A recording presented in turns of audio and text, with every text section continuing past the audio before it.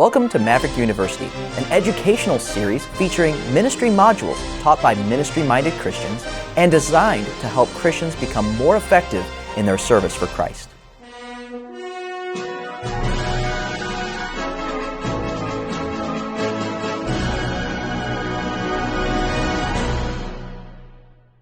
Welcome to another edition of Maverick University. I'm your host, David Hallberg. Joining me today is my pastor, Dr. Keith Gomez, and it's so good to have him with us.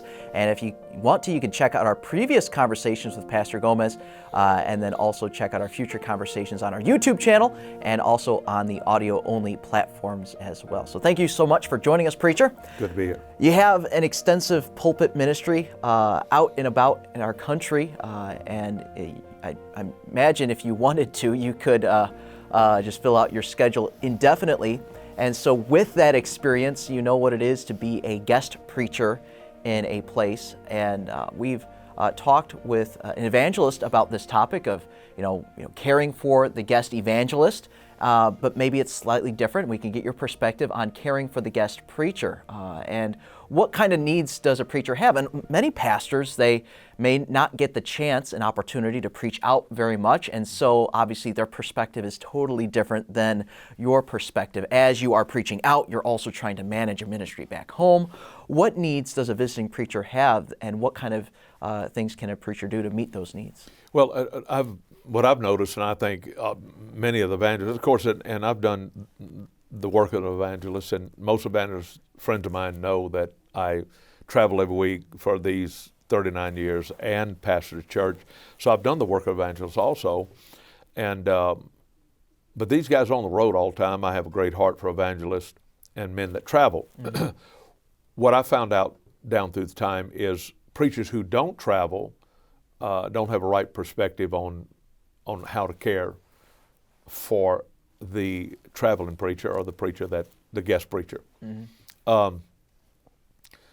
It's amazing that there's some been taught right, and they do right, even if they don't travel, but many of them don't have a perspective on exactly how to do that. Sure. When I go to certain places and the preacher, when I see the room, the way it's laid out, and we're nothing special, dear Lord. I've stayed in some places I don't want to even talk about right now, but ain't no big shots. You try to be a big shot, you're going to be in trouble. It's not a big shot. It's not a big shot thing. It's just traveling preachers have certain needs. I stayed in a motel one time, the Rockin' Horse Motel in Northern California. It didn't have a slat in the middle.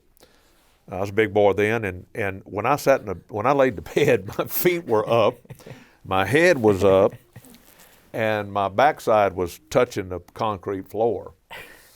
And all he had in the room was peanuts.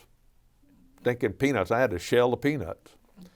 No water, etc. So I thought that was quite humorous. And he's a dear friend of mine, a good man. He sure cares for preachers now, but back then he didn't. He had to be taught. But anyway, from the beginning, we tried to emphasize that. And there's preachers across the nation. Every now and again, I'm down in Texas, preach for Dr. Danny Dotson. He takes care of me tremendously. Other preachers I preach for, everything's in line. I don't demand anything at all, except water. I will have my secretary say, make sure the preacher has a lot of water. He drinks a lot of water. Make sure he has a lot of water in the room. But man, sometimes I have these. Some of them, I'm there like for 2 days, and they got this fruit basket that I'd have to check in the cargo, to bring it back home. And I appreciate that. It just shows they kind of go overboard, but that's a little extreme. So we try to balance it here, temper it out here. But I was at a church recently, and it was in a bed and breakfast where they had us. When I walked in, they had this huge fruit basket. Now we're driving because it was in Iowa, but huge fruit basket. And then on the table, they just all kind of snacks and drinks, and in the refrigerator, all this stuff. And I was wondering how much did they spend just on that. But we felt so welcome that they really thought to go to that extreme to make sure that we had we didn't have not only everything we needed. I had enough to bring some home and fill up other fruit baskets or other preachers we were going to have.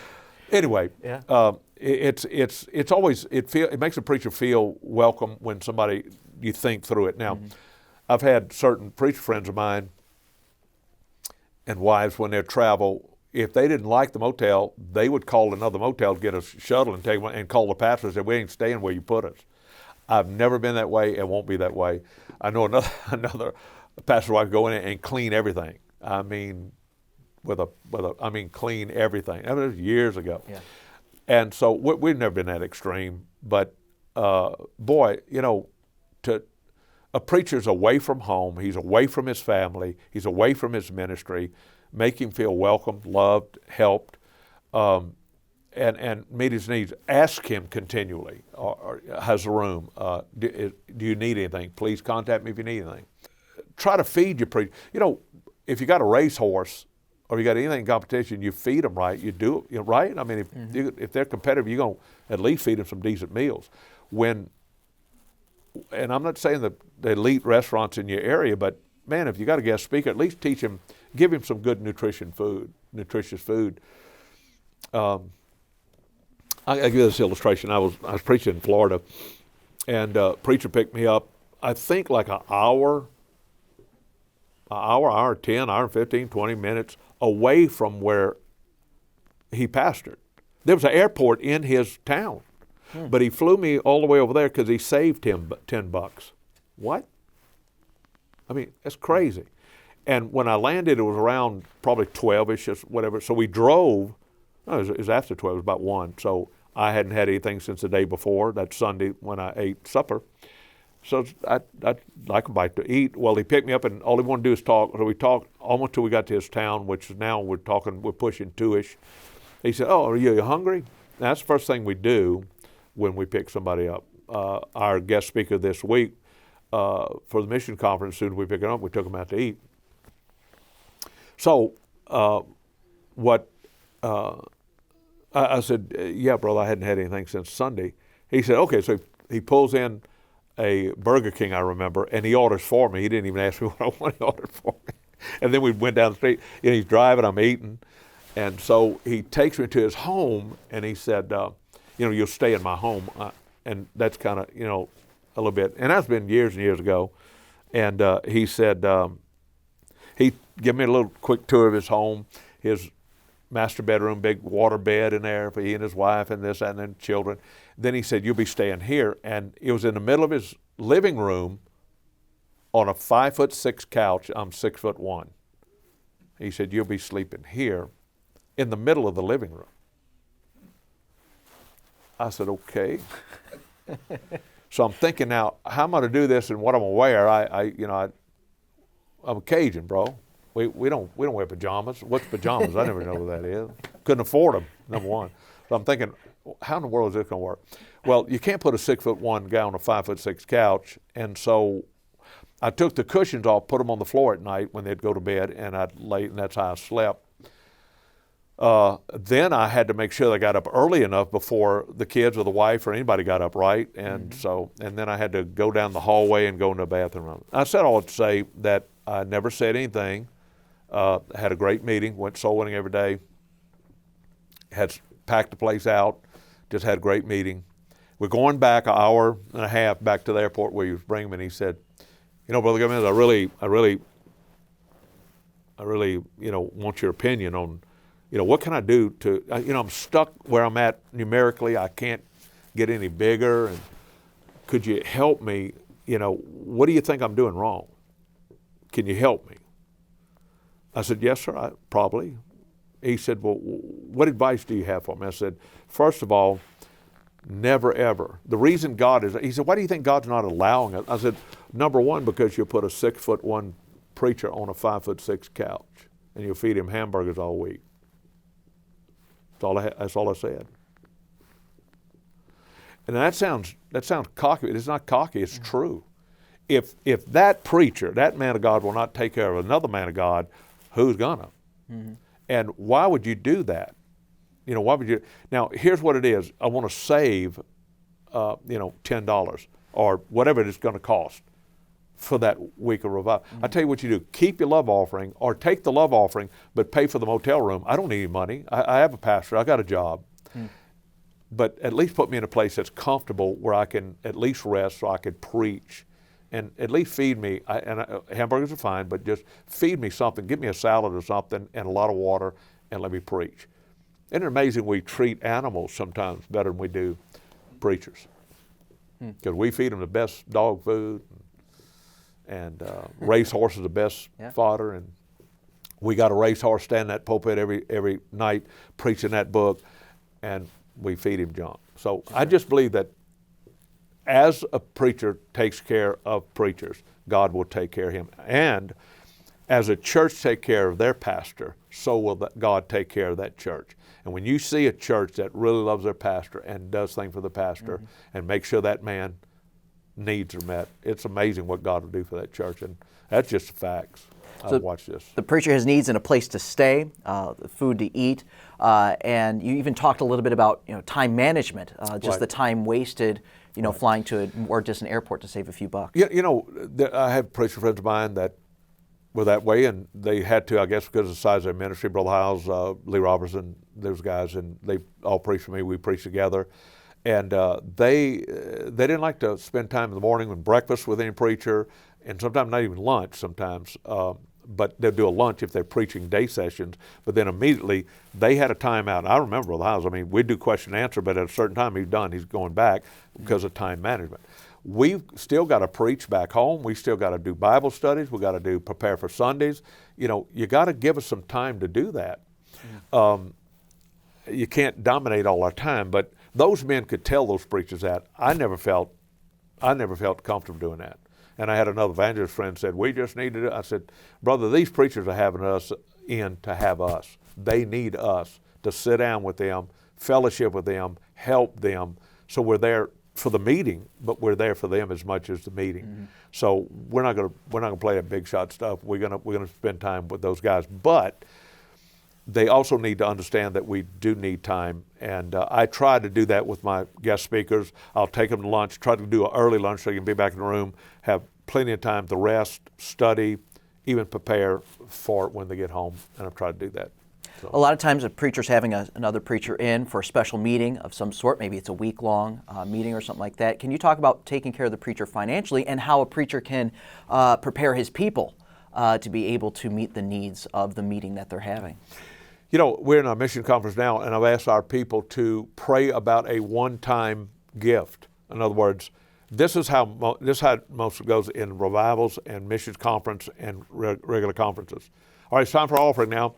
Usher, let's pray, and get somebody to pray. And the plate is passed. The typical Christian reach in his pocket, give $1, $5, $10, and maybe the next night give nothing, or maybe another $1 or $2. So at the end of the meeting, the typical Christian will give, whatever. At least he feels guilty when the offering plate passes and he gives. If you pray about a gift, it may be just one time. Just give one time an offering plate passes, but make sure that whatever you prayed about was a large gift, not $1. You give $1 every time pass what you gave $5. Yeah. How about 100? How about 200? How about 300? So I've asked some folks to do that, and they've done that. It's amazing. They give good about anything.